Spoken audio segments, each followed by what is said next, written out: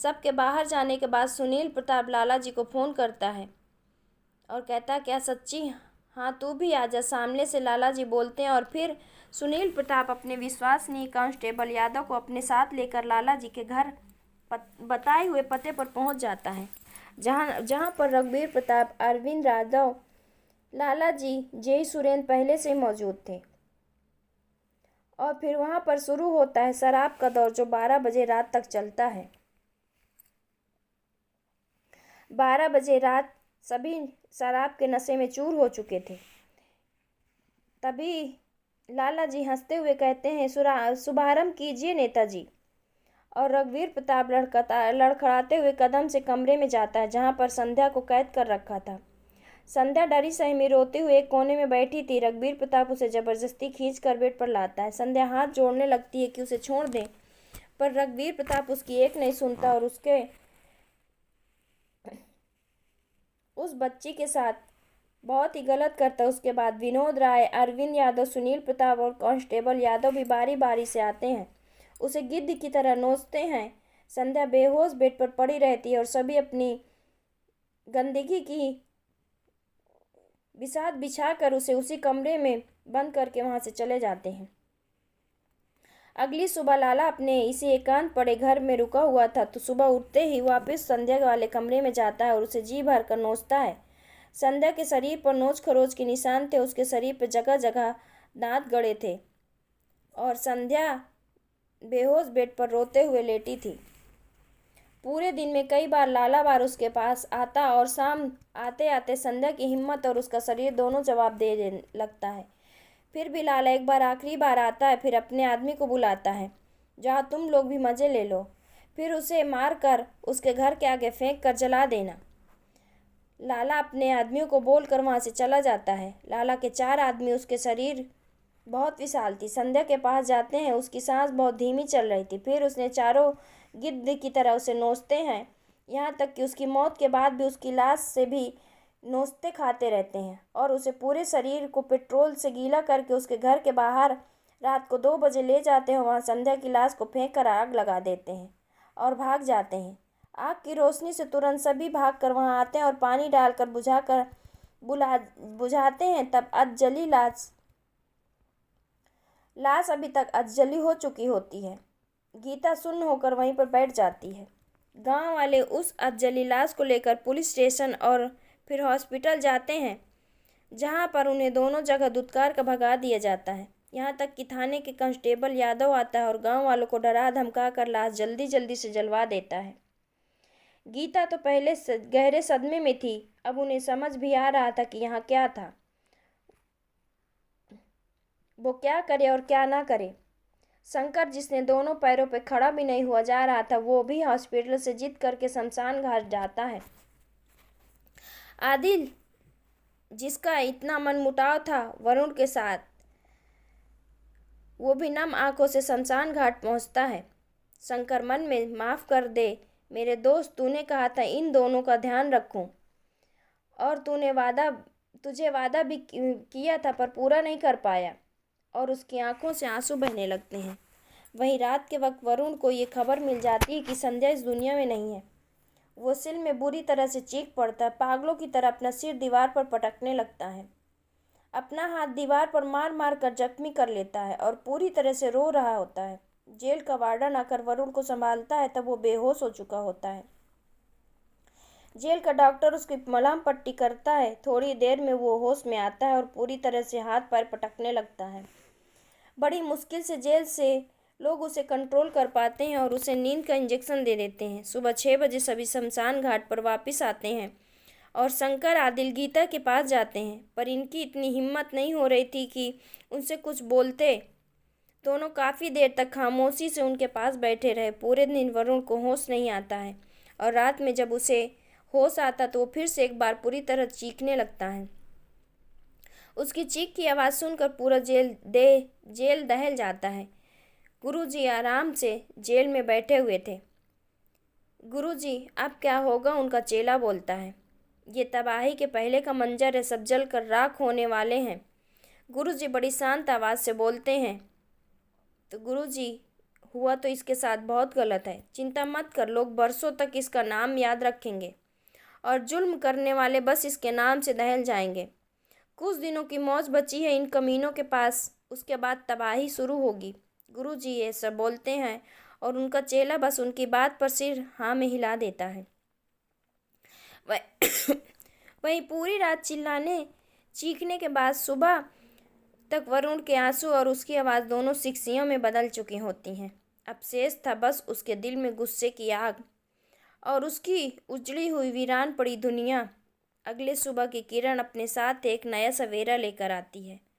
आज सुबह का सूरज संकेत था एक नए सवेरे का, एक ऐसा सवेरा जो अपने साथ बहुत सारी तबाही और नया युग लेकर आने वाला था। सब वक्त के गर्त में छिपा था, पर आने वाले दिनों के संकेत मिल चुके थे। वरुण सुबह पहली किरण के साथ फिर से जेल के ग्राउंड में था और अपने शरीर को तपा रहा था, जिससे वो आने वाली हर समस्या के सामने ईंट की तरह खड़ा रह सके और जमाने को बता दे कि इंसान एक हद तक जुल्म सह सकता है और जब जुल्म की हद पार हो जाए तो उसका खात्मा करने के लिए एक सिरफिरे को घर से निकलना पड़ता है। वरुण फिर एक बार शांत हो जाता है और अपनी धुन में रम जाता है। उसकी चुप्पी अंदर पल रहे तूफान की तरह इशारा करती है। इधर बीते दिन के साथ उसका गुस्सा कम होने के बजाय बढ़ता जा रहा था। एक दिन शाम को आदिल और शंकर उससे मिलने आते हैं। आदिल ने कहा, माफ़ कर दे भाई, सुन एक काम करेगा मेरा। वरुण ने कहा, बोल भाई, एक बार धोखेबाजी की है अब नहीं, जान भी हाजिर है तेरे लिए। आदिल कहता है, रघुवीर प्रताप के साथ मिल जा, उसके साथ नज़दीकी बढ़ा और कौन कौन था उसके साथ उस रात, मुझे पूरी खबर चाहिए। वरुण ने कहा तो आदिल ने कहा, ठीक है भाई, और हाँ इस बार धोखा मत दियो, क्योंकि पहली बार में जिस वरुण को धोखा दिया था वो मर चुका कब का। वरुण ये बोलकर सेल के अंदर चला जाता है और ये दोनों बाहर चले जाते हैं। वरुण वापस से अंदर जाकर अपने कोठरी में चैन से बैठ जाता है। सुनो भाई, कल सुबह जा रहे हैं हम, गुरुजी अपनी कोठरी से आवाज़ लगाकर बोलते हैं और वरुण बस हाँ में सिर हिला देता है। गुरुजी कहते हैं, तू भी उड़ने के लिए तैयार रह, बस कुछ दिन और कंबल ओढ़ कर सो जाते हैं। फिर वरुण आराम से अपनी कोठरी में आँख बंद करके ध्यान लगाता है। करीब 2 बजे सो जाता है। सोने के कुछ देर बाद वरुण को एक सपना देखता है और उसकी नींद खुल जाती है। सपने वरुण अपने घर के दरवाजे पे खड़ा था और एक कमरे में एक धुंधली सी तस्वीर थी जो संध्या की थी। भैया, उन दरिंदों को छोड़ना मत, भैया बहुत दर्द दिया उन लोगों ने। वो रोते रोते शून्य में विलीन हो जाती है। वरुण की नींद अब गायब हो चुकी थी। उसके लिए एक एक पल काटना मुश्किल हो चुका था। नींद का सवाल ही नहीं उठता और बड़ी बेचैनी थी। वो कमरे में टहलता रहता। अगली सुबह फिर एक बार सामने थी और इस सुबह की एक अच्छी बात यह थी कि गुरुजी जेल पीरियड ख़त्म हो जाता है। वो जाते जाते वरुण को जल्दी से जल्दी छुड़ाने का वादा करते हैं और एक उम्मीद सी किरण दिखाई देती है वरुण को। गुरुजी के जाने के करीब 15 दिन बाद एक दिन दोपहर के वक्त वरुण जब कोठरी में बैठा तो एक कांस्टेबल आकर वरुण को अपने साथ ले जाता है। वहाँ उसे पता चलता है उसकी जमानत हो चुकी है। वरुण के चेहरे का भाव बिल्कुल नहीं बदलता और वो बड़े आराम से सारी कार्रवाई खत्म करके जेल से बाहर आता है। बाहर आकर वो सबसे पहले अपनी माँ के पास जाता है और उसकी माँ उसे देखते उसे लिपट कर रोने लगती है। बेटा, सब बर्बाद हो गया, सब तबाह हो गया। वरुण अपनी माँ को शांत करवाता है तो वो बोलती हैं और वरुण बिना कुछ बोले उनकी तरफ पानी का गिलास बढ़ा देता है। उसकी माँ ने पूछा, बेटा तू कैसे बाहर आया? हमने बहुत कोशिश की, ना तेरे लिए कुछ कर पाए, अपनी फूल सी बच्ची को ना बचा पाए।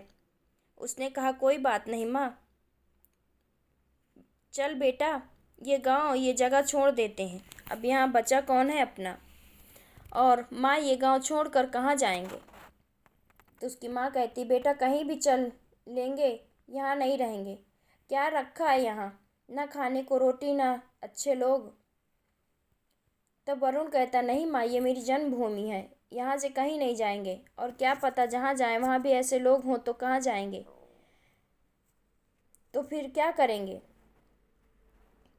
उसकी माँ ने पूछा, फिर हम यहाँ क्या करेंगे बेटा, यहाँ रहकर हर इंसान को उसके किए की सज़ा देंगे। वरुण ने जवाब दिया, एक को भी नहीं छोड़ूंगा। उसकी माँ कहती, नहीं बेटा, अब तू ही तो बचा है मेरे पास, भगवान करे तुझे कुछ हो गया तो। वरुण ने कहा, माँ अब मुझे फर्क नहीं पड़ता, ज़्यादा से ज़्यादा क्या होगा, मर जाऊंगा, पर माँ इस जगह को छोड़कर नहीं जाऊंगा। उसकी माँ ने कहा, जिद क्यों करता है, मत कर ये सब कुछ नहीं रखा है इन सब में। वरुण ने कहा, माँ तुम आराम करो, अब चिंता मत करो। ये बोलकर वो अपनी माँ के पास बैठकर उनके पैर दबाने लगता है और उसके दिमाग में बहुत सारी बातें चल रही थी। करीब 1 घंटा बाद शंकर आता है और दोनों वापस से कोसी बांध की तरफ चले जाते हैं। उसने पूछा, आदिल की कुछ खबर? तो वो कहता है, वो रघुवीर प्रताप के साथ घुल मिल कर रह रहा है। उसने एक कागज़ दिया है। और वो शंकर कागज़ को वरुण की तरफ बढ़ा देता है। वो कागज़ देखने के साथ ही वरुण की आंखें लाल उठी। वो खुद को शांत रखता है। सुन, अब न तू मुझसे मत मिल ले, यहाँ से हम दोनों के रास्ते अलग। वरुण शंकर से बोलता है तो शंकर कहता है, सुन भाई, जितना गुस्सा तेरे अंदर है उतना ही मेरे अंदर भी है। मेरे हालात मेरे से अलग नहीं है और संध्या मेरी भी बहन थी, तो ये बकवास की बातें मत कर। देख भाई, मैं जिस रास्ते पर जा रहा हूँ वहाँ से वापस लौट सकता हूँ, तो तू जा वापस। उसने कहा, सुन भाई, आज तेरे साथ मैं नहीं रहा ना, तो मेरी ज़िंदगी भर तुझे इस बात का अफसोस रहेगा। और जो आज तेरे साथ हुआ है कल मेरे साथ भी हो सकता है। चल साथ मिलकर इस बीमारी को ख़त्म करेंगे। शंकर कहता है तो वरुण बस हाँ में सिर हिला देता है। उसने पूछा, तो करना क्या है? पहला शिकार। वरुण ने कहा, इस जेई को, और इसी का नंबर पहला है। उसने पूछा, इसी का नंबर पहला क्यों? ताकि सबके अंदर डर पैदा हो, और ऊपर से ये गवर्नमेंट का आदमी है तो उन तक भी हमारा धमाका पहुंचेगा। फिर शंकर ने पूछा, और कब करना है? तो वरुण ने जवाब दिया, आज रात को ही। तो शंकर ने कहा, ठीक है। दोनों मिलकर अपने अपने घर की राह पकड़ लेते हैं। वहीं सुरेंद्र जेई अपनी शिफ्ट खत्म करके घर की तरफ निकलता है। बैठकर शराब पीने लगता है। करीब 12 बजे बाहर बारिश बहुत तेज हो रही थी और तूफान था कि थमने का नाम नहीं लेता। इधर सुरेंद्र पीकर हाल में सोफे पर पसरा हुआ था, इस बात से बेखबर था कि उसकी मौत उसके सामने बैठी हुई है। रात करीब 3 बजे जब मौसम थोड़ा ठंडक बढ़ जाती है और सुरेंद्र का नशा भी कम होने लगता है, तब उसकी नींद खुलती है और सुरेंद्र जैसे ही उठता है उसके सामने वरुण और शंकर बैठे हुए, जिन्हें देखकर वो बुरी तरह चौंक जाता है और पूछता, तुम कौन हो? तो वरुण ने जवाब दिया, तेरी मौत, और हंसने लगता है। यादव की मौत ने वरुण को पहचान तो मार्केट में बढ़ा दी थी, और उससे बड़ी बात, उस पुलिस की लिफ्ट में टॉप पर पहुंचा दिया। जो रघुवीर और सुनील प्रताप उसे हल्के में ले रहे थे, उसे कुत्ते की तरह ढूंढ रहे थे और जगह जगह छापे मारे कर रहे थे। अचानक से वो मानो कहीं गायब हो गया था। किसी को नहीं पता था कि वो कहाँ गया। अगर पता भी होता तो कोई कुछ नहीं बोल रहा था। वहीं पुलिस पर प्रेशर बढ़ता जा रहा था। जब 15 दिन गुजरने के बाद कहीं सुराग नहीं मिलता तो इस केस की छानबीन के लिए सरकार एक नए ऑफिसर निखिल डागर को चंद्रपुर भेजती है। वहीं पुलिस के प्रेशर यादव की मौत के बाद विनोद राय वरुण के घर आता है और कहता है, माता जी हमें माफ़ कर दीजिए, ये रहे आपके ज़मीन के कागज़ और हमें पैसे भी नहीं चाहिए। विनोद राय हाथ जोड़ते हुए बोलता है तो गीता खामोश से उसके बदले हुए रंग को देखती हैं। उसने कहा, कुछ बोलिए ना। और मेरी बेटी, उसमें मेरा कोई हाथ नहीं है।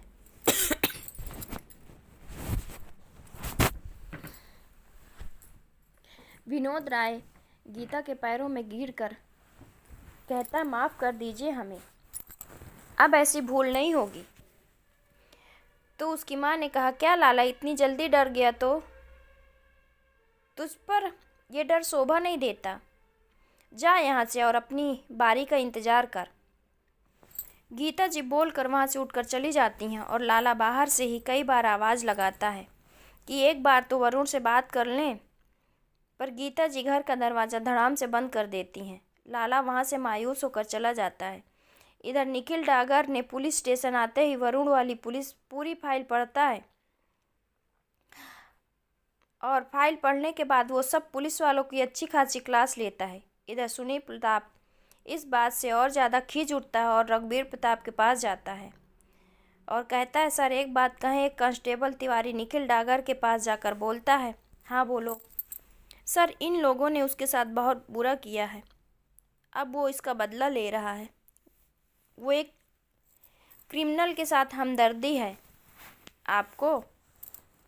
निखिल ने पूछा तो उसने कहा, नहीं सर, मुझे कोई हमदर्दी नहीं है, पर सच कहूँ तो ये क्रिमिनल हमने हमारे सिस्टम ने बनाया है।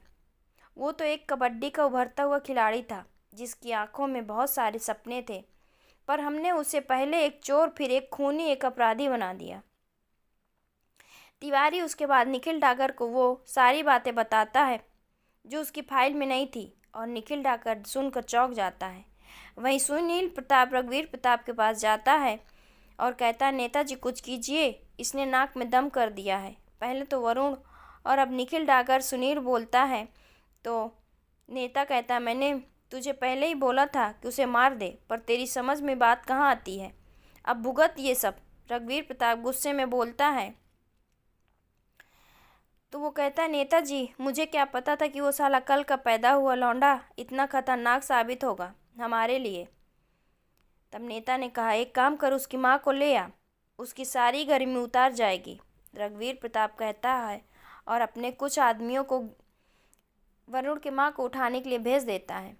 रात के अंधेरे में रघुवीर प्रताप के आदमी वरुण की माँ को उठाकर गाड़ी से निकल पड़ते हैं रघुवीर प्रताप के फार्म हाउस की तरफ, और बीच में अचानक उनकी गाड़ी रुकती है और वहाँ चारों तरफ उसे वरुण के आदमी घेर लेते हैं। उसने कहा, मेरी तुम लोगों से कोई दुश्मनी नहीं है, मेरी माँ को छोड़ दो और तुम सब जा सकते हो। वरुण बोलता है और वो लोग भी इनकी फौज देखकर हाँ में सिर हिला देते हैं। शंकर जाकर वरुण के माँ को वहाँ से साइड करता है और वरुण के सिर हिलाने की देरी थी और रघुवीर प्रताप के उन 6 आदमियों को गोली से भून दिया जाता है। उनके परकच्चे उड़ जाते हैं और जिस हवा की गति से वरुण वहाँ आया था उसी गति से गायब हो जाता है। फिर एक बार इलाके में अगली सुबह तहलका मच जाती है क्योंकि 6 आदमी को खून एक साथ हुआ और तुरंत पुलिस की टीम घटना स्थल पर पहुंचती है और वहां उन्हें कुछ नहीं मिलता। हाँ, निखिल डागर के हाथ कुछ जरूर लगता है। वो लेकर वो सीधे रघुवीर प्रताप के यहाँ पहुँचता है और वो कहता है, आइए, स्वागत है आपका, और अपने आदमियों को चाय नाश्ता लाने के लिए बोलता है। तो उसने कहा, नहीं शुक्रिया, मैं आपसे कुछ सवाल पूछने आया हूँ। वैसे तो किसी की इतनी हिम्मत नहीं कि हमसे सवाल जवाब करे, पर कोई बात नहीं, आप यहाँ कुछ दिनों के लिए आए हैं तो आपको ये अधिकार हम देते हैं, पूछिए जो कुछ पूछना है। रघुवीर प्रताप हंसते हुए कहता है, तो ऐसा है रघुवीर प्रताप, अगर हम चाहें तो तुम्हें अरेस्ट करके तुमसे सवाल जवाब कर सकते हैं, तो अपनी अकड़ को अपनी जेब में रख और जो पूछ रहा हूँ उसे सीधा सीधा जवाब दे। निखिल डागर बड़े प्यार से रघुवीर प्रताप से कहता है। तब रघुवीर प्रताप कहता, अगर हम ना दें सवाल का जवाब तो? उसने कहा, तो ऐसा है, उसके बाद तरीके हम और भी आते हैं हमारे घर में आकर और हमें ही धमकी दे रहे हो। घर इलाके बल पर कुत्ते उछलते हैं रघुवीर प्रताप, और सुन, तेरा भी नंबर जल्दी आएगा। ये रही कान की बाली जो ये इंगित करती कि तेरे आदमी जो मारे गए हैं उसमें तेरा ही हाथ है। और हाँ, मेरे हिसाब से तूने उसकी माँ को उठाने को बोला होगा और उसी का नतीजा ये कांड हुआ। तो रघुवीर प्रताप अपने हाथ पैर समेट और हाँ, आगे से ऐसी कोई हरकत करने की सोचना मत, क्योंकि अगर उसकी माँ को कुछ हुआ तो उससे पहले मैं तुझे तेरी औकात दिखा दूंगा। निखिल डागर ये सब कहकर वहाँ से चला जाता है और रघुवीर प्रताप गुस्से में आकर सामने रखे कफ ग्लास तोड़ने लगता है। रघुवीर प्रताप निखिल डागर की बात से जल भून कर रह जाता है। सुरेन का बच्चा कुचा नशा भी गायब हो चुका था। क्या चाहते हो और यहाँ क्यों आए हो? शंकर ने हंसते हुए कहा, अबे साले तेरी मौत है, हम नजर नहीं आ रहा है? तब वो बोलता है, पर मैंने क्या बिगाड़ा है आपका?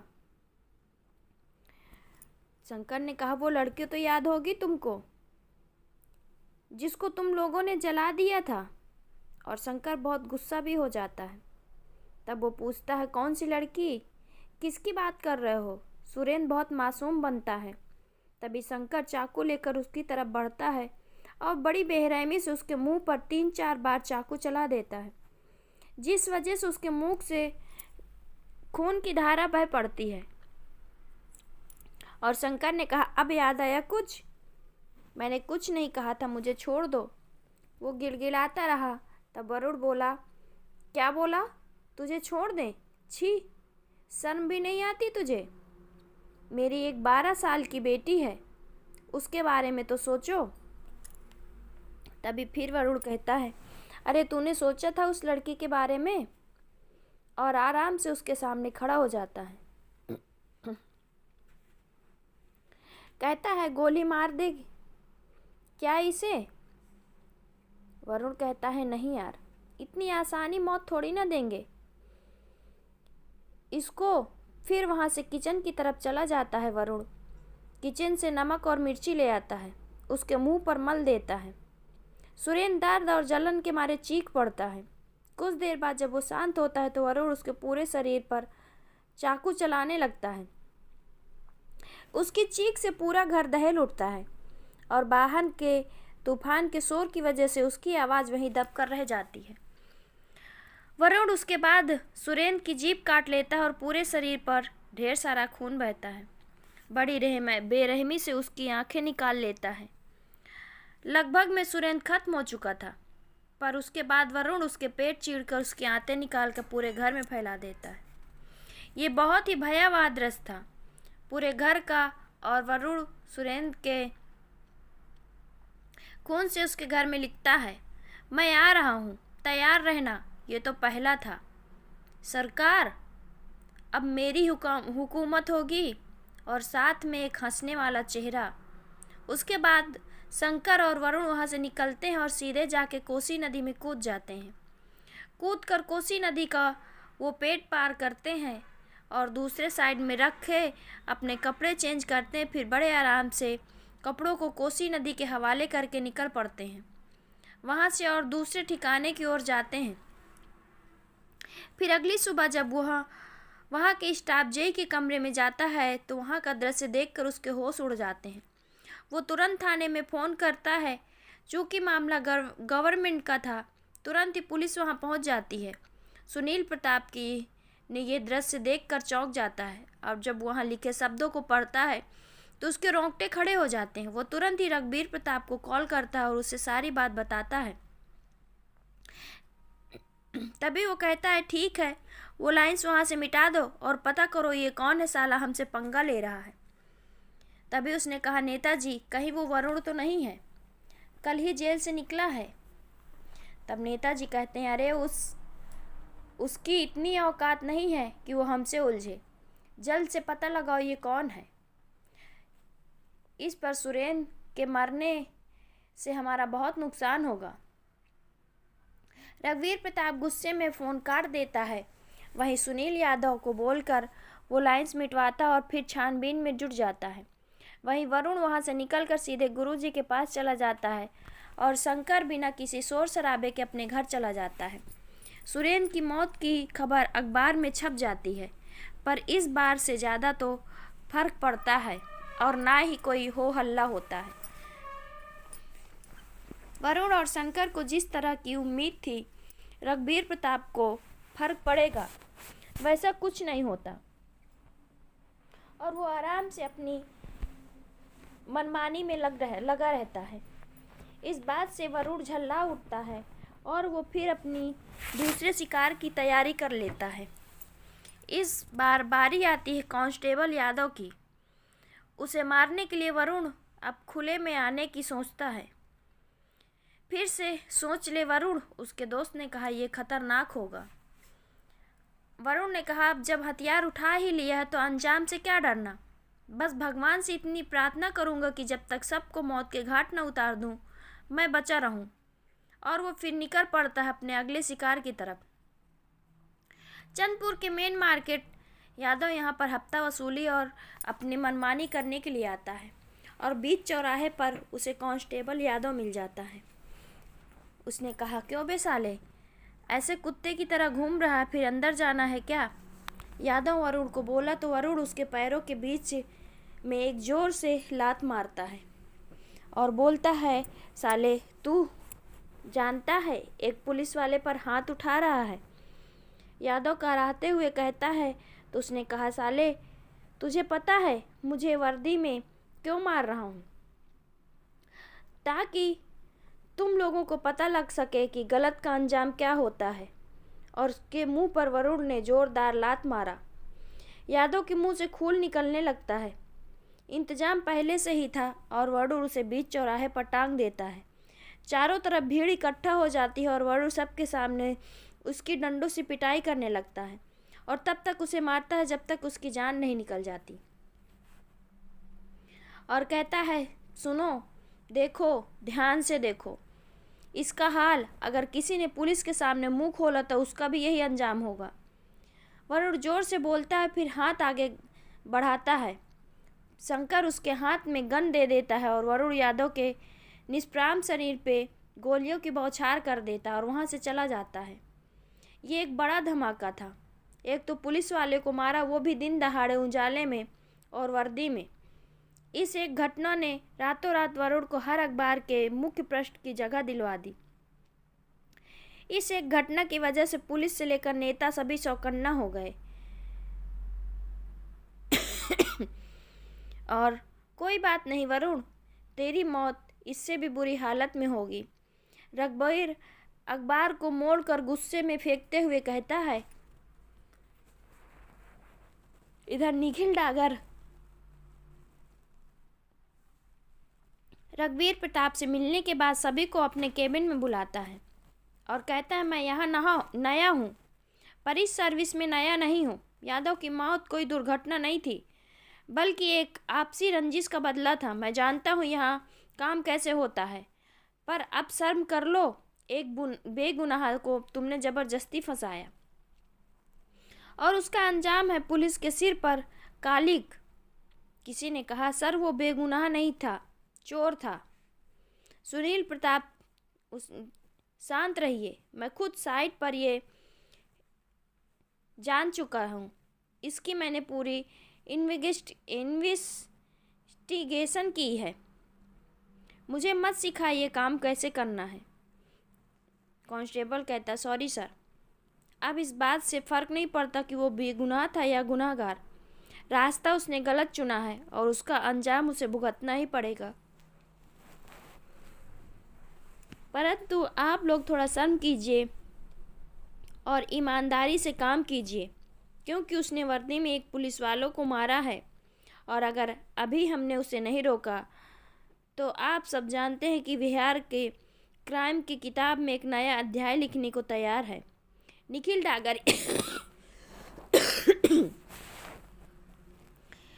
डागर बोलकर उन सभी को वहाँ से जाने को कहता है। करीब रात के 2 बजे होते हैं। निखिल डागर अपने कमरे में आराम से सो रहा था और उसकी नींद अचानक खुली तो वो लाइट जलाता है। सामने वरुण मुस्कुराते हुए बैठा था। उसने पूछा तुम कौन हो, यहाँ क्यों आए हो? तो उसने कहा लो जी बात कर लो, हमारे लिए जो इतनी दूर आए हैं वो हमें ही नहीं पहचानते।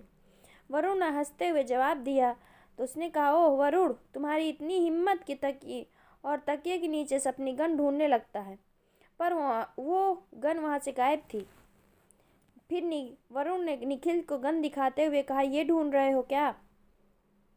और निखिल शांत बैठ जाता है। वैसे एक बात तो माननी पड़ेगी सरकार की, जब बात अपनी पर आए तो तुरंत ही एक काबिल और ईमानदार पुलिस वाले को भेज दिया। वाह, वरुण हंसते हुए कहता है। तो निखिल डागर ने कहा, देख वरुण, तेरे साथ जो हुआ मैं उसे बदल नहीं सकता हूँ, पर खुद को पुलिस के हवाले कर दे, तुझे इंसाफ जरूर दिलाऊंगा। निखिल बोलता है। वरुण जोर जोर से हंसने लगता है और कहता है, इंसाफ तू दिलाएगा? रहने दो साहब, इंसाफ उसे चाहिए होता है जिनके बाजुओं में दम नहीं होता। मैं खुद छीन कर इंसाफ ले लूँगा। हाँ, तुमसे ये कहने आया था कि जाओ यहाँ से। माँ बाप अकेले तुम्हारे दिल्ली में रह रहे हैं, जाओ यहाँ से। ईमानदार हो इसलिए समझाने आया हूँ, वरना तुम्हारा भी वही हाल कर देता जो शायद यादव का किया है। तब उसने कहा, बेवकूफ़ी कर रहे हो वरुण। कोई बात नहीं साहब, बेवकूफ़ी ही सही। कब तक कानून के भरोसे कानून से भागेगा? एक न एक दिन गोली पर तेरी मौत लिखी हुई होगी। वरुण ने कहा, अरे क्या साहब, वो वरुण कोई और था जो कमज़ोर था। अब आपके सामने सरकार खड़ा है, कोई भी हमारा कुछ भी नहीं बिगाड़ सकता। न कोई सबूत मिलेगा आपको, न कोई मुकदमा होगा। अब हम करेंगे फैसला, वरुण ये कहता है और निखिल की गन उसे वापस कर देता है। निखिल तुरंत अपनी गन वरुण पर तांग देता है तो वरुण उसकी हरकत पर हंसने लगता है और कहता है, क्या साहब, आपसे ये उम्मीद नहीं थी, गन खाली है। और फिर वरुण उस कमरे से बाहर निकलकर बाहर से कुंडी लगा देता है और हवा की रफ्तार से वहाँ से गायब हो जाता है। निखिल इधर गुस्से में बस अपना हाथ मलते रह जाता है। अगले दिन निखिल एक टीम बनाता है और जगह जगह पर छापेमारी शुरू कर देता है वरुण को पकड़ने के लिए। वो पर उसको कहीं नहीं मिला। किसी को कोई अंदाज़ा नहीं था। निखिल का हर वार खाली जा रहा था और दिन प्रतिदिन उस पर प्रेशर बढ़ता जा रहा था। वहीं वरुण अब तीसरे शिकार की तलाश में था। वो तीसरा शिकार था विनोद राय उर्फ लाला।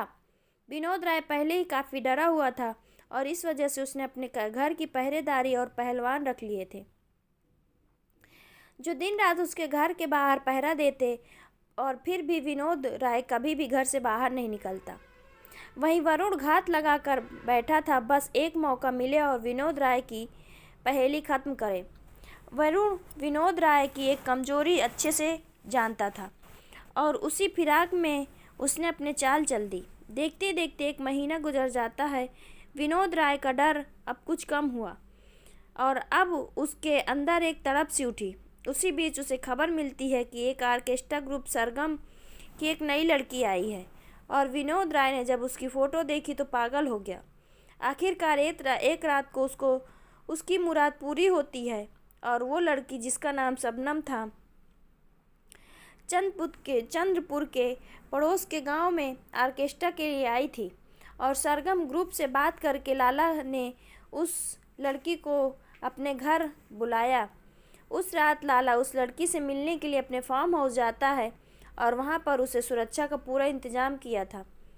शबनम, जो 21 साल की लड़की थी, अपनी बलखाती अदाओं के साथ लाला को शराब परोस रही थी और लाला भी शबनम को परोसे हुए शराब को पिए जा रहा था। रात के 12 बज चुके थे और लाला अब शराब और शबनम दोनों का नशा उसको चढ़ चुका था। उसने कहा वो शबनम को अपनी पास रखना चाहता है। तू मेरे पास ही रह जा, लाला ने कहा। तो शबनम भी लहराते हुए उससे बोला, आप तो कुछ भी बोल रहे हो। तब लाला ने कहा, अरे नहीं, मैं सही कह रहा हूँ और सच्ची में मैं तुझे अपने पास रखता हूँ। तो उसने कहा, अच्छा, ऐसा क्या पसंद आ गया मुझ में? शबनम लाला को हल्के से धक्का देकर बोलती है। तो उसने कहा, तुम मुझे पूरी पसंद आ गई। शबनम के गले में हाथ डालकर लाला कहता है और इतने में ही धड़ाम से उसके कमरे का गेट खुलता है और लाला चौंक जाता है। सामने वरुण को बंदूक लिए खड़ा देख तो लाला के प्राण सूखने लगते हैं और शबनम अपने शरीर को ढकने के लिए की कोशिश करती है। उसने कहा, वरुण ने, क्या हुआ लाला? वरुण हंसते हुए पूछता है। तो लाला ने जवाब दिया, अरे वरुण बेटा। लाला शायद इतना ही बोलता है और वरुण उसके पैर में गोली मार देता है। उसने कहा, अबे बेटा, शब्द का कलंकित मत कर। वो लड़की डरी सहमी सी वहाँ खड़ी थी। वरुण उसके पास जाता है और अपने कपड़े निकाल कर उसको कहता है, अपने कपड़े जल्दी से पकड़ो और यहाँ से भाग जाओ। मेरे आदमी आपको जहाँ जाना होगा छोड़ आएंगे। वरुण बड़े आराम से शबनम से बोलता है और शबनम भी वहाँ से जल्दी से वरुण के एक आदमी के साथ निकल जाती है। फिर वरुण कहता है, हाँ तो लाला, मुझे ज़मीन मिल गई। तुझे ज़मीन मिल गया था तो तूने मेरी बहन के साथ क्यों गलत किया? लाला ने कहा, मेरी मति मारी गई थी, मुझे माफ़ कर दो। तू जितना बोलेगा उतना पैसा दे दूंगा। वरुण ने कहा, पैसे वैसे नहीं चाहिए, एक काम कर, जितने भी ज़मीन के कागज़ है तेरे पास सब मंगवा यहाँ। लाला ने कहा, ठीक है। अपने घर फ़ोन करता है। वरुण अपने 2-3 आदमियों को लाला के घर भेज देता है। कुछ ही देर में वरुण के आदमी ज़मीन के कागज़ लेकर आ जाते हैं और लाला कहता है, वरुण मुझे माफ़ कर दे। वरुण ने कहा, नहीं लाला, आज माफ़ कर दूंगा, कल साले फिर तू वैसी हरकत करेगा। नहीं नहीं, पर हाँ इतना ज़रूर कर सकता हूँ कि तुझे दर्दनाक मौत दूँ, ताकि अगले जन्म से तू कुछ ऐसा ना करे। वरुण हंसते हुए कहता है। उसने कहा, ये तो गलत है ना, तूने सारे कागज़ भी ले लिए, अब मेरे साथ ऐसा क्यों कर रहा है? तब वरुण ने कहा, अरे लाला, तेरे मुंह से सही या गलत की बात अच्छी नहीं लगती। और इतने में उसकी नज़र एक लोहे वाली कुर्सी पर जाती है और वो हंसने लगता है। वरुण ने कहा, लाला को उस कुर्सी पर बैठने के लिए और फिर लाला को लोहे वाले तार से बांध देता है और कुर्सी के नीचे आग लगा देता है। कुछ देर तक तो लाला शांत रहा, पर जैसे जैसे लोहे की कुर्सी गर्म होने लगी, लाला चीखने चिल्लाने लगा।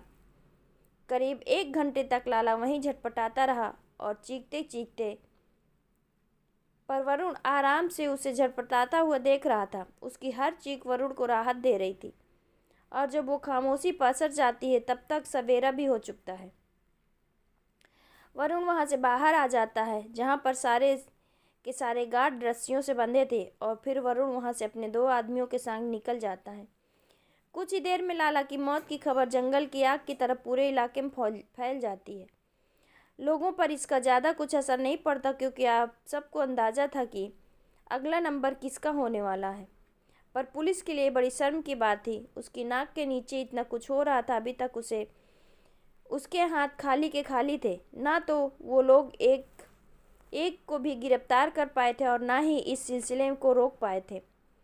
और लाला की मौत से उनकी जात वाले बड़े आक्रोश में था और उन्होंने पुलिस थाने पर जमकर नाराबाजी की। उनसे तो कुछ लोगों ने वरुण के घर पर भी पत्थरबाजी की। वरुण के इस बात की खबर जल्दी मिल जाती है और वो तुरंत ही उस इलाके पर पहुंचता है। और वरुण आराम से एक गाड़ी पर बैठा हुआ था। उसने पूछा, का बे, ज़्यादा उछल रहे हो? और सभी उसके सामने सिर झुकाकर खड़े थे। तब शंकर कौन सब था भाई? और फिर शंकर कुछ लोगों के नाम बोलता है। वरुण उन्हें अपने पास सामने बुलाता है और कहता है, सुनो बे, ज़्यादा हीरो ना बनो, शांति से जो कर रहे हो वो करो, नहीं तो अंजाम तुम सब जानते हो। और हाँ, कोई भी साला किसी गरीब को नहीं सताएगा। अगर किसी से कुछ भी कहे ना तो यूँ समझ लो कि सीधा पंगा मुझसे लिया है। और फिर उसका अंजाम हम बताते नहीं हैं, हम दिखा देते हैं। वरुण तेज आवाज़ में बोलता है। इतने में उसके पास कॉल आती है और थाने से पुलिस की गाड़ी इनके लिए निकल चुकी है। फिर वरुण अपने आदमियों के साथ वहाँ से आराम से निकल जाता है। पुलिस के आने से पहले वो वहाँ से गायब हो चुका था। निखिल डागर अब तक पूरी तरह से झल्ला चुका था। उसने कहा, सर क्या हुआ? यार तिवारी जी, पहले तो चाय पिलाओ, निखिल बोलता है और दोनों चाय की टपरी पर जाते हैं।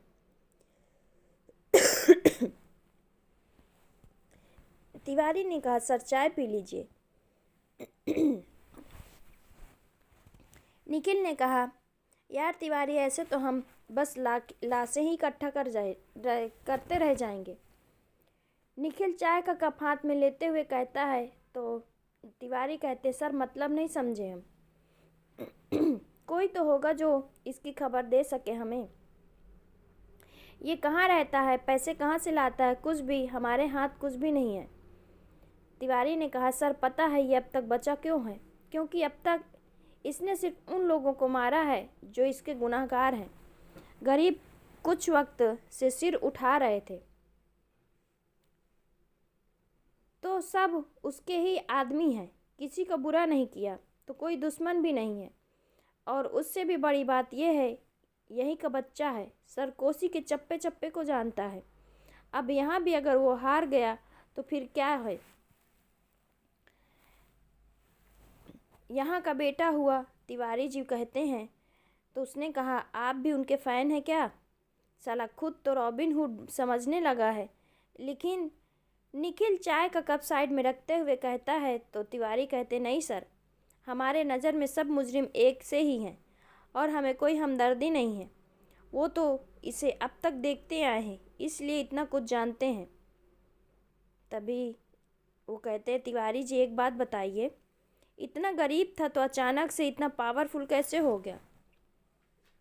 हम कुछ ना कुछ मिस कर रहे हैं। एक काम कीजिए, कल ही आप राटी जेल जाइए और पता कीजिए कि ये जेल में किन किन लोगों के साथ रहता था, इसकी किसके साथ बनती थी, क्योंकि इसकी कोई ना कोई मदद बाहर से ज़रूर कर रहा है। हो ना हो उसका तार जेल से ही जुड़ा हुआ है। निखिल डागर तिवारी को कहता है और फिर दोनों वहाँ से वापस थाने चले जाते हैं। और वरुण को सिर्फ इस इलाके में ही नहीं अपितु आसपास के इलाके में भी अच्छी खासी पहचान मिल गई और लोग उसके नाम से खौफ खाने लगे। वहीं अब तक रघुवीर तिरमिला उठा था और उसके अंदर भी एक डर समा गया था, क्योंकि 3 लोग अब तक मारे जा चुके थे। उसका बेटा कहता, पापा हम कुछ मदद करें क्या इसमें आपकी? रघुवीर ने कहा, नहीं, तुम कल ही यहाँ से दिल्ली निकल जाओ, हम कोई खतरा मोल नहीं लेना चाहते। तब रघुवीर का बेटा कहता है, पर पापा जो कह दिया वो सुनो और ज़्यादा दिमाग मत लगाओ। रघुवीर तेज आवाज़ में बोलता है और भानु प्रताप चुपचाप वहाँ से अपने कमरे में चला जाता है। वहीं कोसी के किसी क्षेत्र में वरुण और शंकर का एक खाट पर आसमान के तारे गिनते हुए लेटे थे। वरुण, 3 तो गए, अब आगे की राह आसान नहीं है, कैसे करेंगे? वरुण ने कहा, तुम चिंता मत कर मेरे भाई, महादेव है ना, कोई न कोई रास्ता ज़रूर निकालेंगे। वरुण बड़े आराम से कहता है और कहता, ये गुरुजी ने जो बोला है उसका क्या सोचा है? मेरे कहने का मतलब कि हम तो किसी और कारण से इसमें कूदे थे, पर ये करने के बाद दोस्त जब इसमें कूदे हैं तो यहाँ से बाहर जाने का कोई रास्ता नहीं है। मैं नहीं करूँगा तो कोई और करेगा, और फिर कम से कम ये तो है ना कि हम गरीबी के बारे में सोचेंगे, पर कोई और नहीं सोचेगा। जिसके पास हथियार होगा वो ताकतवर बनेगा और मुझे ये काम करना ही है। वरुण बड़े आराम से कहता है। तो शंकर भी उसकी बात में सहमति में सिर हिला देता है। वहीं तिवारी जी जेल जाकर वरुण की हर छोटी छोटी जानकारी निकाल लाता है, जैसे कि वो पूरे दिन क्या करता था, क्या नहीं, किसके साथ मिलता जुलता था, किसके साथ बात करता था। और फिर वो निखिल डागर के पास जाकर सारी खबर सुनाता है। निखिल डागर तिवारी की तरफ देखकर बोलता है, सर जेल से ये पता लगा है कि सिर्फ और सिर्फ गुरुजी से मिलता जुलता था, उसके अलावा इसका किसी से लेन देन नहीं था। निखिल ने पूछा, भी गुरुजी कौन है तिवारी? तिवारी ने जवाब दिया, सर ये जो वरुण इतना ताकतवर बनकर फिर रहा है उसके पीछे उसी का हाथ है। एक ज़माने का माना हुआ अपराधी, राजनीतिक से लेकर क्राइम की दुनिया तक हर जगह इसकी पहुंच है। ये जेल में अरेस्ट होकर नहीं आया था, बल्कि अपनी मर्जी से वहां था और अपनी मर्जी से वहां से बाहर निकल गया। तिवारी इतना जवाब देता है तो निखिल ने कहा, जब ये इतना ताकतवर है तो इसको वरुण से क्या फ़ायदा है और ये उसका साथ क्यों दे रहा है। तिवारी ने कहा, सर, गुरुजी की उम्र बढ़ रही है और अब उनमें वो ताकत नहीं कि वो पूरे इलाके को अपने दम पर चला सके, और इसलिए यूँ समझ लीजिए कि अपना अनकहा वारिस इसे घोषित कर दिया है। तब उसने कहा, तिवारी, एक काम करो, इस गुरुजी को उठाओ, वही बताएगा इस वरुण के बारे में। तब तिवारी ने कहा, सर जी, कोई फ़ायदा नहीं, ना तो वो मुंह खोलेगा और ना ही हम कड़ाई से पूछ सकते हैं। तिवारी ने कहा तो उसने पूछा, अच्छा एक बात बताओ, ये आदिल वही है ना जो वरुण के साथ खेलता था? फिर इनके बीच भी लड़ाई झगड़ा हुआ? तिवारी ने कहा, जी सर।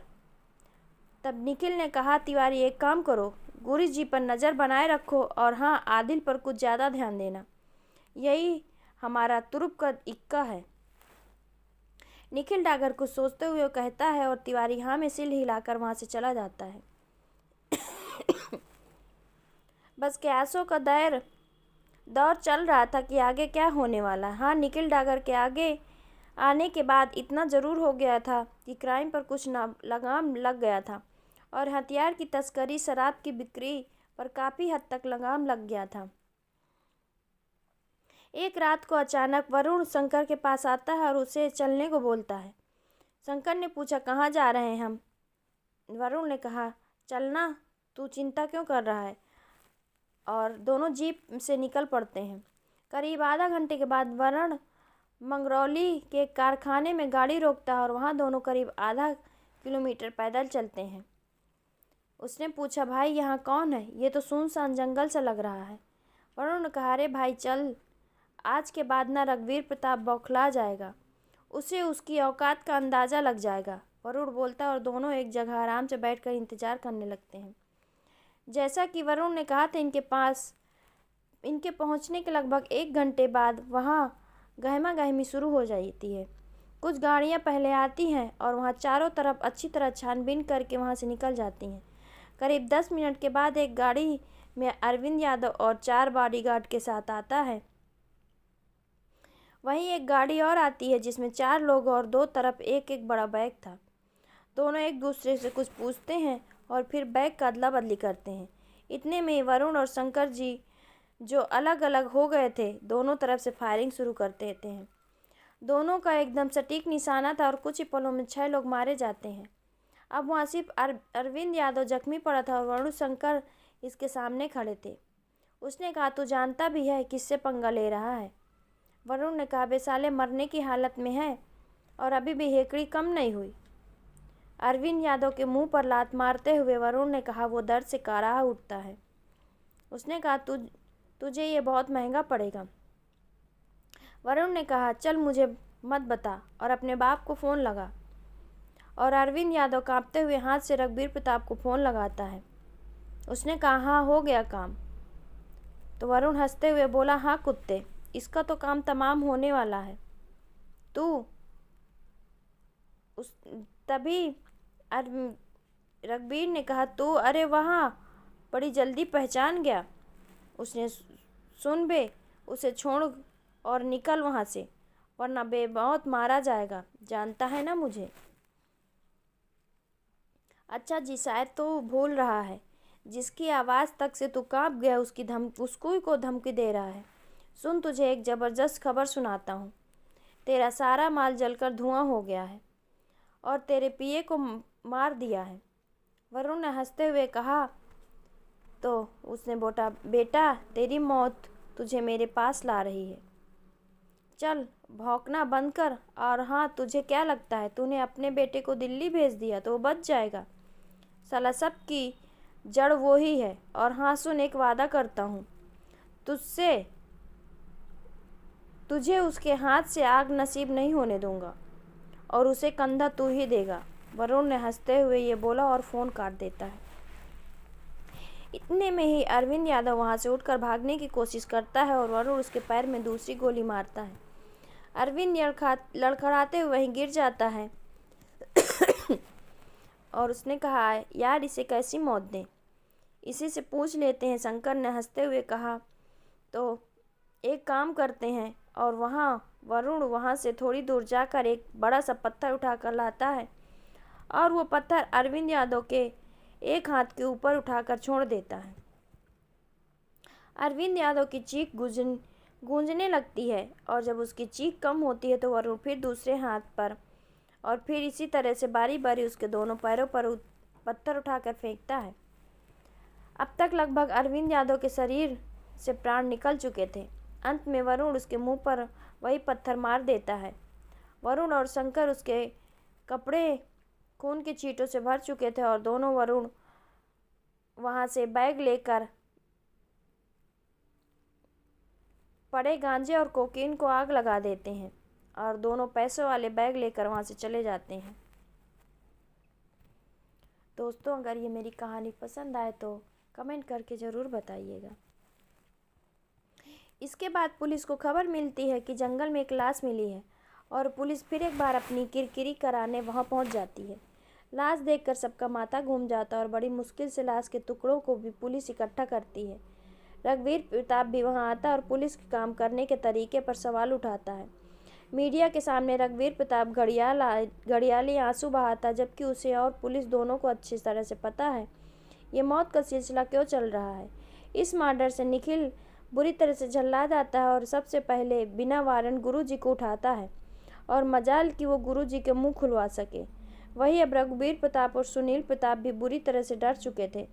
भले ही ये किसी को कुछ नहीं जाहिर होने दे रहे थे, फिर भी उनका दिल जानता था कि आगे क्या होने वाला है।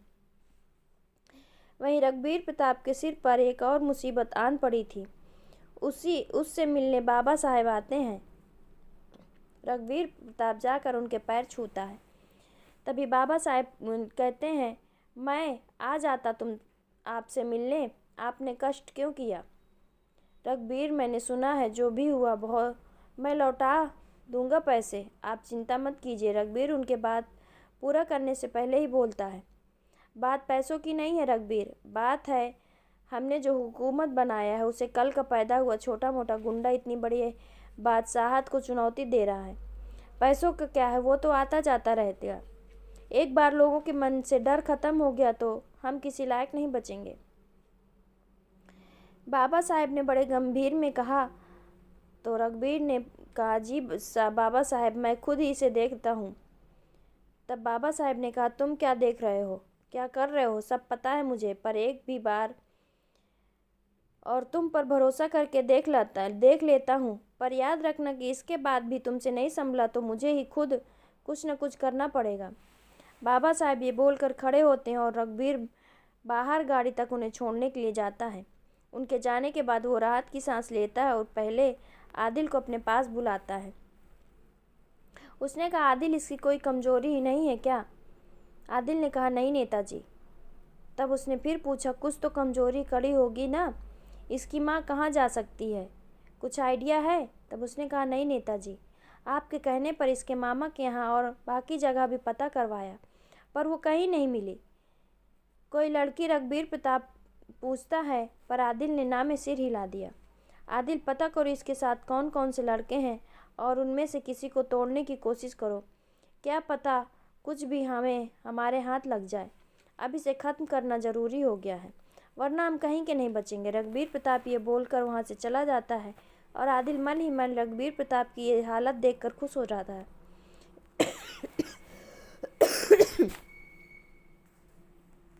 वहीं निखिल डागर आदिल से मिलता है। उसने कहा, क्यों बे, बड़ी अच्छी दोस्ती निभा रहे हो। निखिल ने कहा, तो आदिल ने कहा, क्या मतलब है आपका। फिर निखिल ने कहा, अबे अगर रघुवीर प्रताप को पता चला ना तो तुम्हें जिंदा जला देगा, जानता है ना तू, तेरे बाद तेरे माँ बाप का क्या होगा। अच्छी तरह से जानता हूँ, आदिल ने जवाब दिया। तो और बोला, अच्छा जी, तुम मुझे ब्लैकमेल कर रहे हैं। फिर निखिल ने कहा, ना बेटा, फ्री की सलाह अपने पास रख और मेरी बात को ज़रा सोच कर देख। ये बोलकर निखिल वहाँ से चला जाता है, और आदिल अब सोच में पड़ जाता है।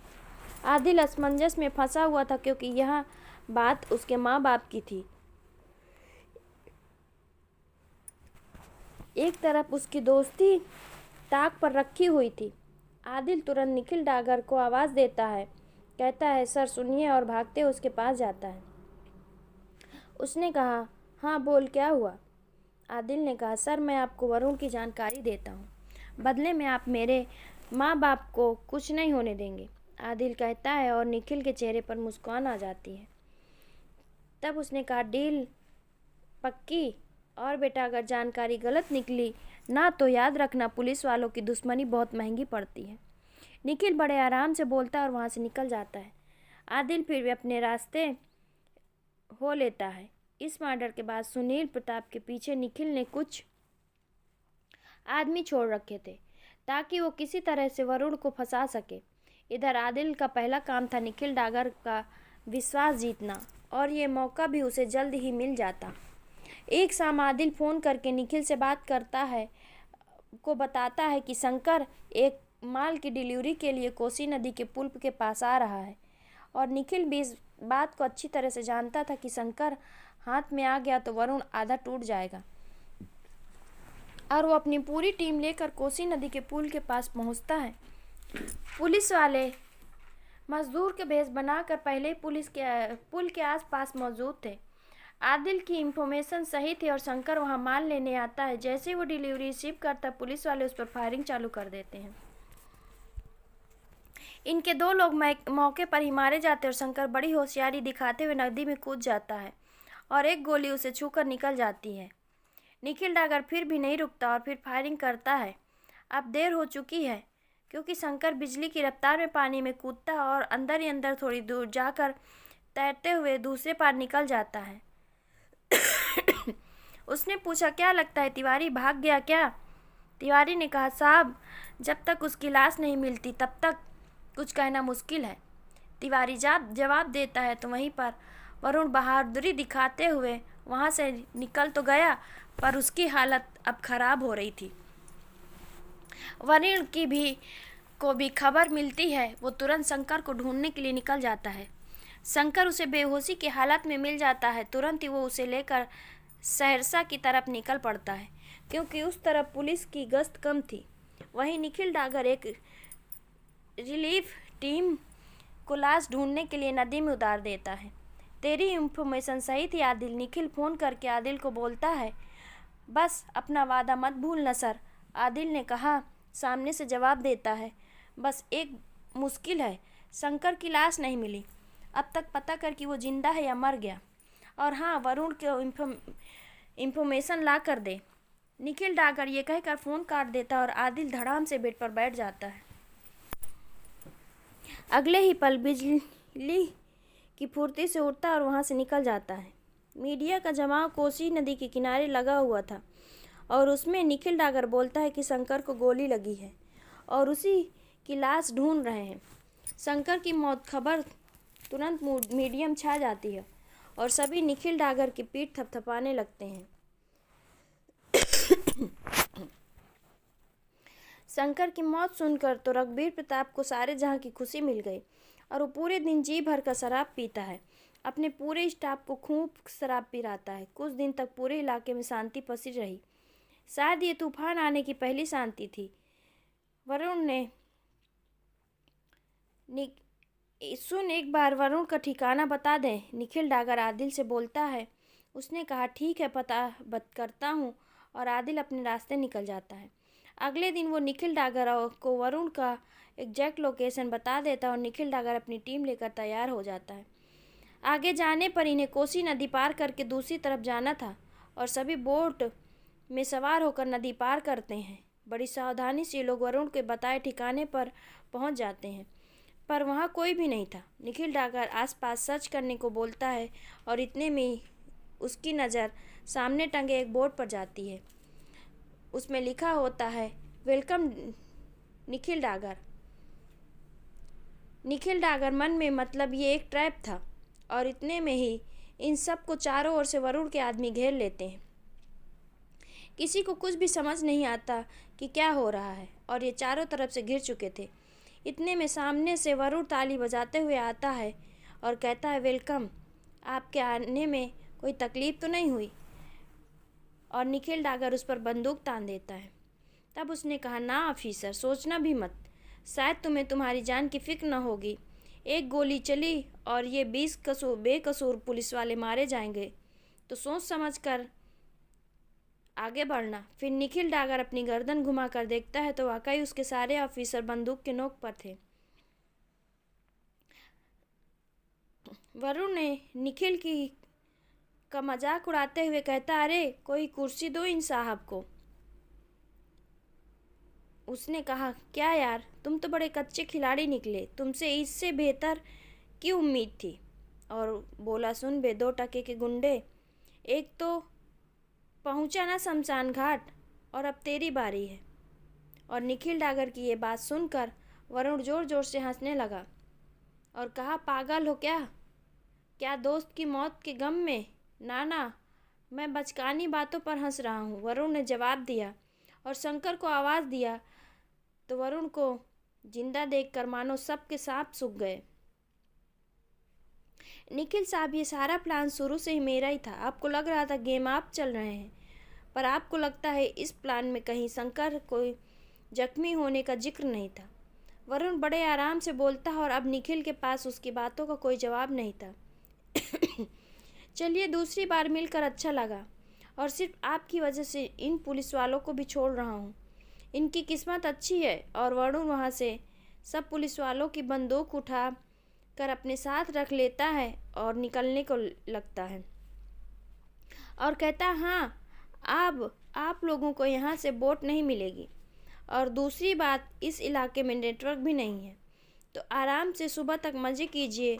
ये बोलकर वरुण अपने सभी साथियों के साथ वहाँ से निकल जाता है। निखिल डागर के लिए बहुत बड़ी हार थी और दूसरी बार वरुण उसके सामने था। वो मजबूर था। इस बार तो वो एक मझधार में फंस गया।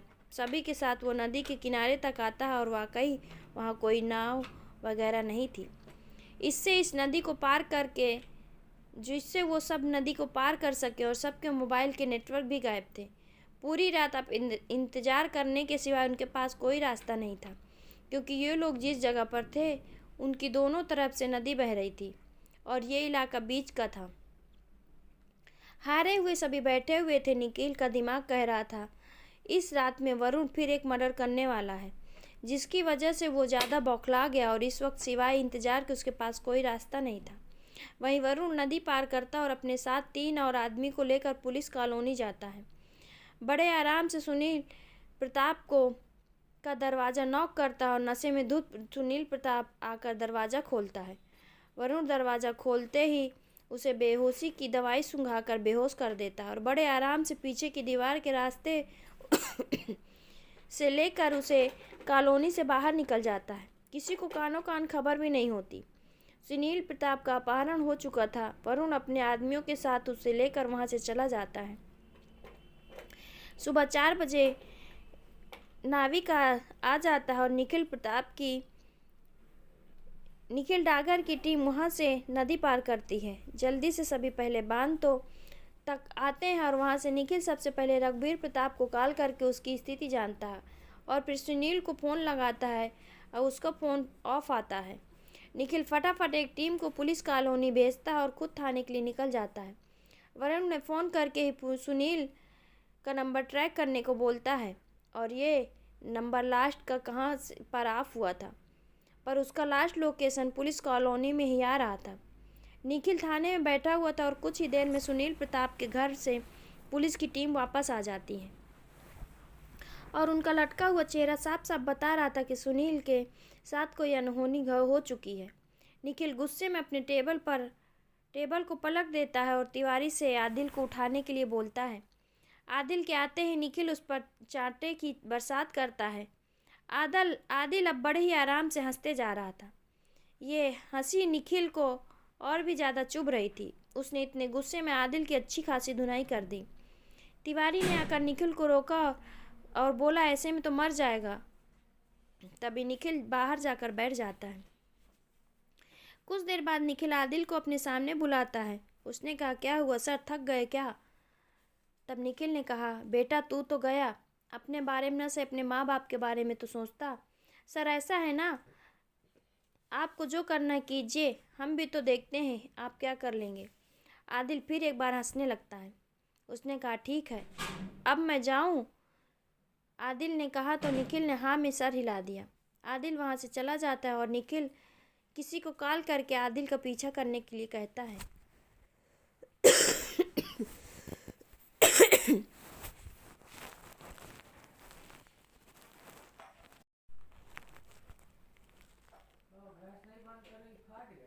निखिल डागर अपनी हार को बौखला गया और आदिल की हंसी उसे और चुभ रही थी।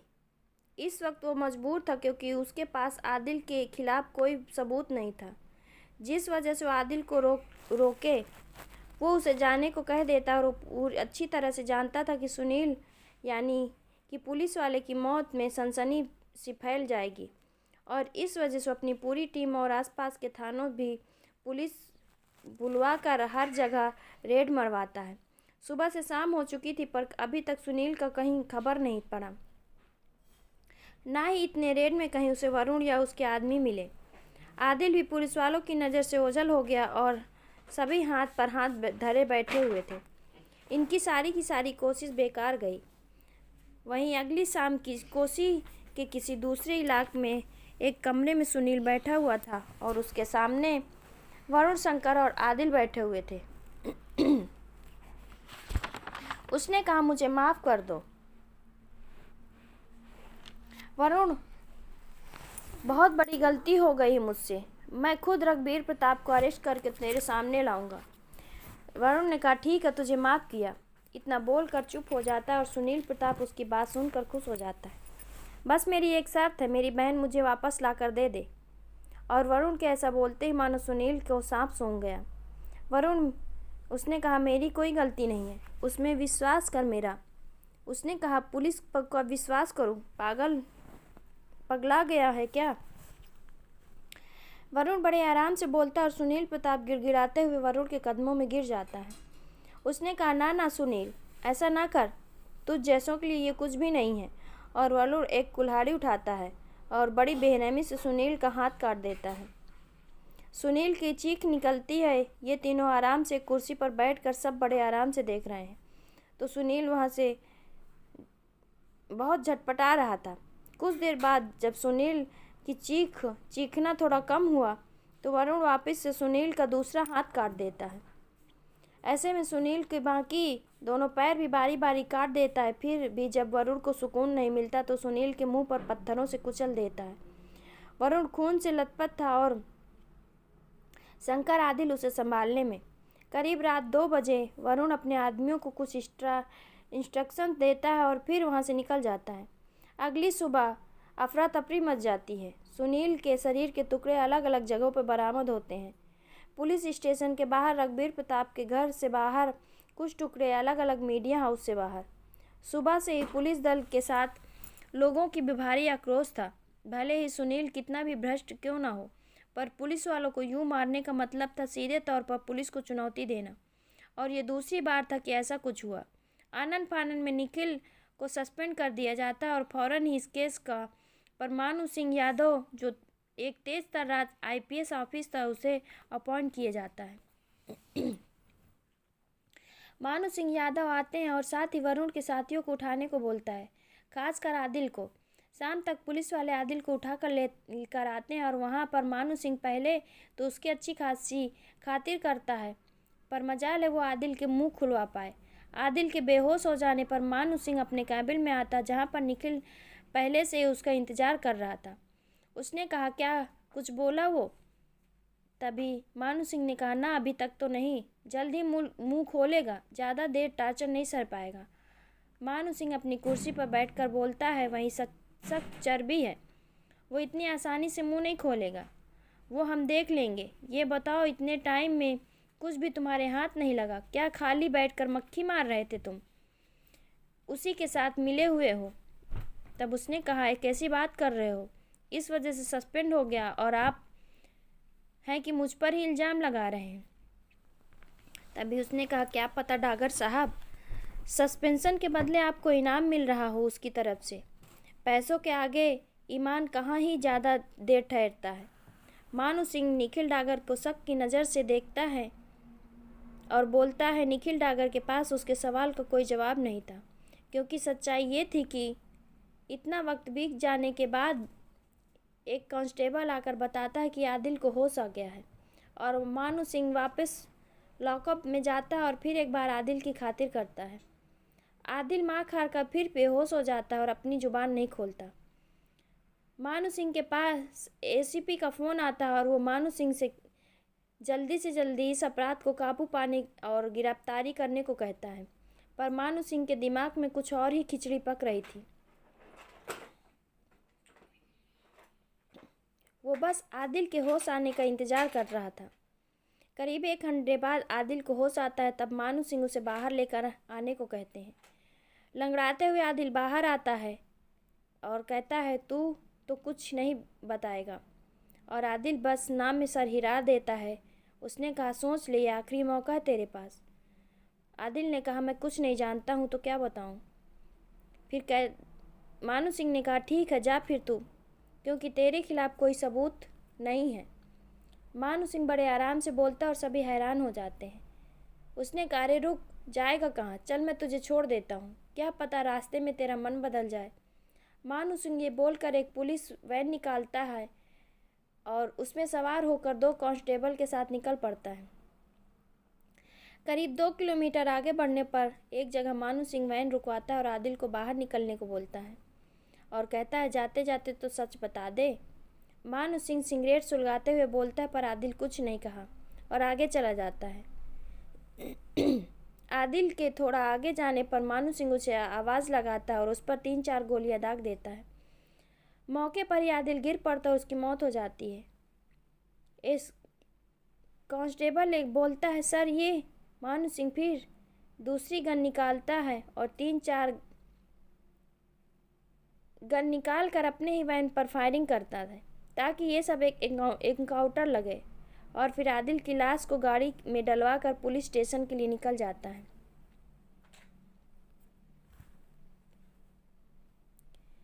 मानू सिंह आदिल की लाश लेकर थाने पहुंचता है। वहां से डेड बॉडी की सरकारी अस्पताल भिजवा देता है। उसके बाद मानू सिंह एक प्रेस कॉन्फ्रेंस बुलवाता है। देखिए, आज सुबह हम आदिल को लेकर कुछ जगह वेरीफाई करने जा रहे थे और बीच रास्ते में वरुण के आदमियों ने हमला कर दिया, आदिल को मार दिया। मानू सिंह कहता है, पर वो अपने दोस्त को क्यों मारेगा, एक रिपोर्टर ने सवाल किया।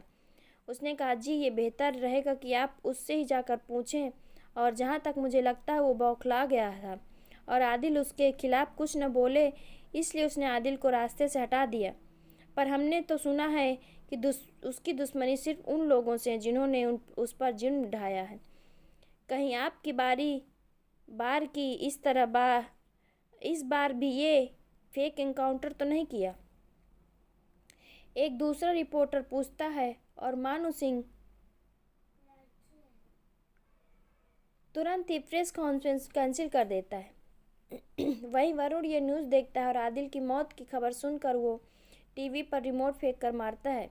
उसकी आंखों में आंसू आ जाते, वो तुरंत बाहर निकलने लगता है कि मानू सिंह को मार डालेगा, और शंकर उसे रोकता है और दिमाग शांत करने को बोलता है। पर उसने कहा, यार आदिल की क्या गलती थी। तब उसने कहा, अब जो हो गया उसे बदला नहीं जा सकता, पर तू चिंता मत कर, इससे इसका बदला जरूर लेंगे, पर अभी नहीं, अभी माहौल गर्म है। शंकर बड़े आराम से वरुण को समझाते हुए कहता है और वरुण हाँ में सिर हिला देता है।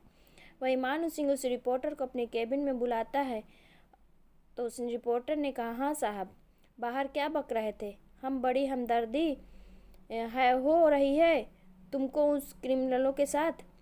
उसने कहा, सर हमदर्दी की बात होती ना, मैं ये नहीं कह रहा हूँ कि जो भी किया उसने सही किया, पर हाँ गलत भी नहीं किया। आखिर कब तक वो वर्दी के में छिपे गुंडों को से शरीफों की तरह लड़ता। उठा लिया हथियार और अंजाम आप सबके सामने है। तो सच के वक्ता साहब, आपने उस नए बाप को जाकर बता दो कि हम कौन हैं, और हाँ ये भी कहना उससे कि पुलिस वालों से बड़ा गुंडा कोई नहीं है। मानू सिंह तेज आवाज़ में बोलता है तो रिपोर्ट बिना कुछ बोले वहाँ से चला जाता है, और इतने में निखिल गुस्से में मानू सिंह के केबिन में आता है और कहता है, ये क्या किया आपने, वो इकलौता था जो हमें वरुण तक पहुंचा सकता था, पर आपने सब खेल खत्म कर दिया। कभी कुछ करने से पहले नहीं सोचा करते, और इसका अंजाम जानते भी हैं आप। निखिल गुस्से में कहता है तुम्हें किसी ने बताया नहीं कि तुम्हें इस केस से हटा दिया गया है और इंचार्ज हम हैं। निखिल ने कहा सब जानता हूँ, पर शायद नहीं जानते आप कि वो कितना बड़ा सिरफिरा है। इस एक्शन का अंजाम आपको भुगतना पड़ेगा। उसने कहा ए सुनो, हमें प्रवचन ना दो, खुद तो इतने वक्त तक कुछ उखाड़ नहीं पाए और चले हमें ज्ञान बखान करने। और हाँ, अगर वो हमारे सामने आया ना तो माथे पर गोली मारेंगे उसके। चूड़ियाँ नहीं पहन रखी है हमने, और अगली बार यहाँ आने से पहले अपॉइंटमेंट लेकर आना। मानू सिंह बड़ी तेज आवाज़ में कहता और निखिल डागर पैर पटकते हुए वहाँ से चला जाता है। मानू सिंह आराम से कुर्सी पर सिर पीछे करके बैठा होता है। इतने में मंत्री जी का फ़ोन आता है। वेल डन मान सिंह, एक कुत्ते को मारा, आप जल्दी से इस खेल को खत्म करो। और हाँ, इसे मारने के बाद बीच चौराहे पर लटका देना, तुम्हें तुम्हारा इनाम मिल जाएगा। मंत्री जी बोलते हैं और फ़ोन काट देते हैं। मानू सिंह के चेहरे पे एक कुटिल मुस्कान तैरती है और वो किसी को फ़ोन करके उसे मिलने को बुलाता है। वहीं रघुवीर खुशी के मारे अपने फार्म हाउस में झूम रहा था। चलो एक तो ख़त्म हुआ उसके रास्ते पर वो इस बात से अनजान था कि इस एक्शन की वजह से आगे क्या होने वाला है। आधी रात का वक्त था। रघुवीर प्रताप नशे में चूर था। वो रघुवीर प्रताप उसके इतने में ही एक नकाबपोश लोग रघुवीर प्रताप के फार्म हाउस के बाहर आते हैं और चारों तरफ अंधाधुंध गोलियों की बौछार करके 5 मिनट में वहीं से निकल जाते हैं। गोलियों की आवाज़ सुनकर रघुवीर प्रताप का सारा नशा चूर हो जाता है। वो तुरंत ही मानू सिंह को कॉल करता है। जल्दी मानू सिंह अपने कुछ आदमी लेकर रघुवीर प्रताप के फार्म हाउस पर पहुंचता है। यही सुरक्षा का इंतजाम है आपका, रघुवीर प्रताप गुस्से में मानू सिंह से बोलता है। उसने कहा कोई बात नहीं, आप ना बेवजह चिंता ना करें, आप ठीक ही तो हैं और उसने सिर्फ आपको डराने के लिए ऐसा किया है। बौखला चुका है वो और आप उसकी चाल में फंस रहे हैं। मान सिंह बड़े आराम से बैठते हुए बोलता है, तो अब क्या मेरे मरने के बाद उसे पकड़ोगे? जल्दी उसे पकड़ो और हमारे सामने लेकर आओ, रघुवीर प्रताप बड़े तेज आवाज़ में कहता है। उसने कहा ऐसा है नेताजी, आप जाइए और जो काम कर रहे थे कीजिए। देखिए जो आपका इंतज़ार कर रही है और हमें अपना काम करने दीजिए। मानू सिंह ये बोलकर वहाँ से अपने आदमी के साथ निकल जाता है। बाहर निकलकर मान सिंह एक सिगरेट जला लेता है और एक नंबर पर कॉल करता है और कहता हाँ कुछ मिला क्या? सुन जल्दी से खबर ला कर दे इसकी, इतना टाइम नहीं मेरे पास। सामने वाला कुछ बोलता है और इससे पहले तो मानू सिंह उसे 5-6 गालियाँ सुना चुका होता है।